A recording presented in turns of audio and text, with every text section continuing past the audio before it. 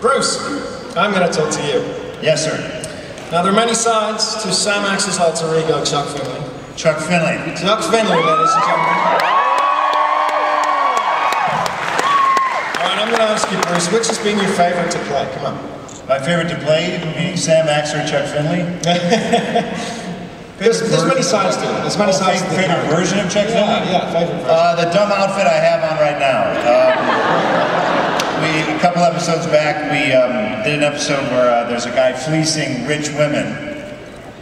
And Sam Axe was pretty good at fleecing rich women, so Chuck Finley got into that world and had to infiltrate the world of fleecing rich women. So I did a lot of research in San Diego. And it helped a lot.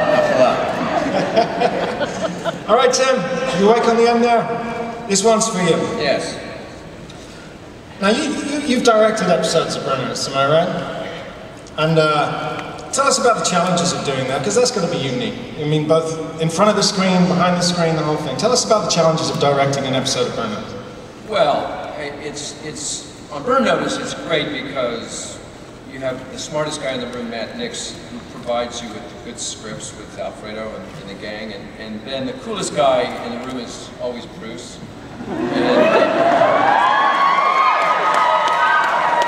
So, as a director, I just let them do what they want to do, and know that people are going to be looking at Bruce while you're on screen with him, and I can get away with murder. But I must say, it's a treat to do the show, and it's... But is it not a pain in the ass to shoot this show in 7 days? Yes. Yes. And it could not be done, though, without the second unit, with Artie Malashi and the special effects team, because it's an impossible show. I do other episodic shows, and no one can do the action and the stunts and the special effects that they do on Burn Notice, and it's what makes it such a special show. Now, I actually want to interrupt Tim Matheson's ass kissing. No, this is great. You're using this opportunity well. Please don't. But I'd like to describe Tim Matheson directing an episode of Burn Notice, and Bruce will back me up on this. Here's Tim. So I'm thinking for tomorrow, we'll go out and we'll get the crane, and we're going to put another crane on top of the crane, and then we'll go up, and then we'll just kind of swoop around. Okay, we're not scheduled to have a crane that day, and you can't put a crane on top of another crane. And we're already, $50,000 over budget, so next day. So we get the crane and the other crane, and then on top of that, the other crane. And that's the crane under the other crane. Yeah, that's all right. I'll take just one crane. No. And then you show up on the day, and the crane isn't there, and he's like, "Where's the crane? I can't do the show without a crane." And then it shows up, and he shoots the hell out of it, and it's amazing. But yeah, it's Tim's superpower as a director is his ability to never listen to anything he is told. Creatively very good, but how many members of the motorcycle gang are there? 12, 8, 12, 8, 12. I guess it's 12.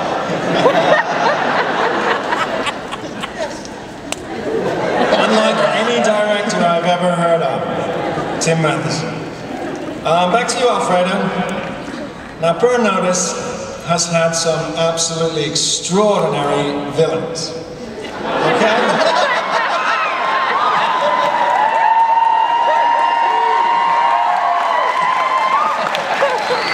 Now, be careful with this one. Who's your favorite villain to write lines for?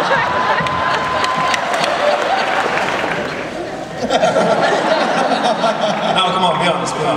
Tell us about it. I mean, I think the villain, we've talked a bit about this before, the villains on our show are just terrific. I mean, both as characters, the people who played them, they're just such fun to write. They have very distinctive voices. I mean, we get people like Tim Matheson and Chris Vance to play them, so they make our dialogue sing even more than we thought that it would. What I don't think people know about how villains are often conceived is that we role play a fair amount in the room, and I don't know which room is this you role play? Let me clarify that. The writer's room. And Matt is a master of voices and accents, and oftentimes starts off the way that he could kind of sees the character. And Gilroy, for example, was conceived by Matt kind of taking on this British accent, which I think you should demonstrate. I think we should.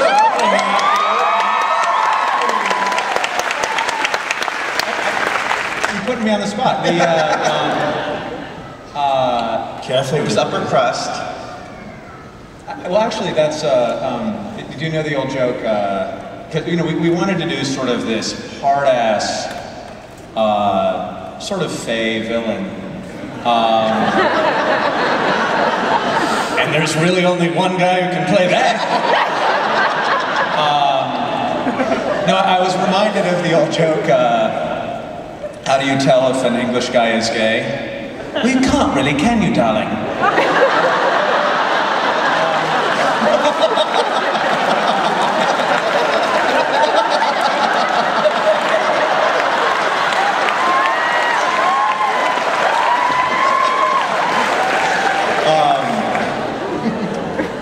So, I mean, actually, the fun thing about it is that a lot of times we'll be in the room and we'll just do,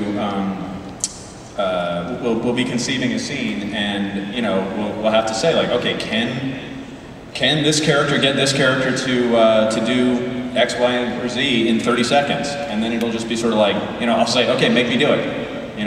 I'll be Michael, you be the other guy, make me do it. You got 30 seconds.